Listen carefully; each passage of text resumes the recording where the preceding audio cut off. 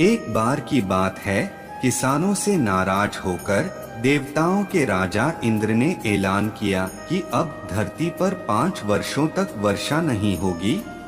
उन्होंने किसानों से कहा, है धरती के किसानों, अब धरती पर 5 वर्षों तक खेती नहीं कर पाएंगे, क्योंकि मैं वर्षा नहीं होने दूंगा।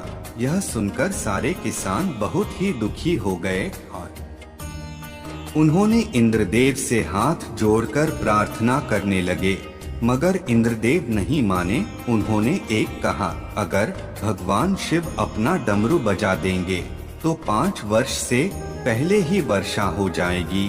किसानों को उपाय बताने के बाद इंद्रदेव ने भगवान शिव के पास भी एक सूचना भिजवाकर उन्हें आगाह कर दिया कि वे 5 वर्षों तक अपना डमरू न बजाएं और किसान कितना भी प्रेयर प्रार्थना करें, उनकी ना सुने। इस तरह से जब किसान भगवान शिव के पास पहुँचे और उनसे डमरू बजाने के लिए प्रार्थना करने लगे तो भगवान शिव ने कहा कि अब डमरू 5 वर्ष से पहले नहीं बजेगा। भगवान शिव के मुंह से इस तरह की बातों को सुनकर किसान बहुत ही उदास हो गए और उन्होंने एकजुट होकर 5 वर्षों तक खेती ना करने का निर्णय लिया। उन्हीं किसानों में से दीनू नाम का एक किसान था, जिसने अपनी खेती को करना नहीं छोड़ा। वह रोज अपने खेत जुताई करता, उसमें बीज बोता और अपने खेतों में काम करता रहता था।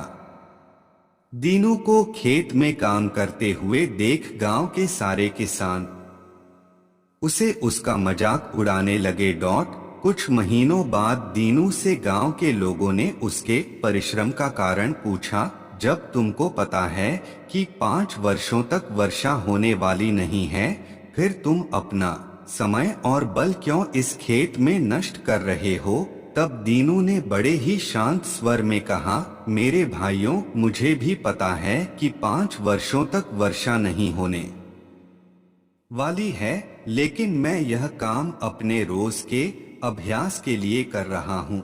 अगर मैं 5 वर्षों तक खेत में काम नहीं करूँगा तो मैं खेती करना भूल जाऊंगा। मेरा शरीर थोड़े ही समय बाद थक जाने लगेगा। इसलिए मैं यह काम रोज करता हूँ, ताकि जब 5 वर्षों बाद वर्षा हो तब मुझे अपने काम करने में कोई कठिनाई ना होने का सामना ना करना पड़े।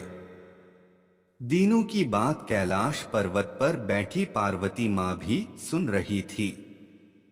उसकी बातें सुनने के बाद उन्होंने भगवान शिव से कहा, अगर आप भी 5 वर्षों तक डमरू नहीं बजाएंगे तो हो सकता है आप भी डमरू बजाना भूल जाएं। माता पार्वती की ऐसी बातें सुनकर भगवान शिव को चिंता होने लगी।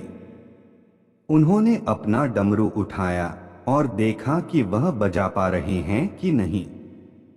जैसे ही भगवान शिव ने डमरू बजाना शुरू किया, वैसे ही बारिश होने लगी। दीनू जो अपने खेत में रोज काम कर रहा था, उसके खेत में खूब फसल उग आई। बाकी किसानों के पास पछताने के अलावा कुछ भी नहीं बचा था।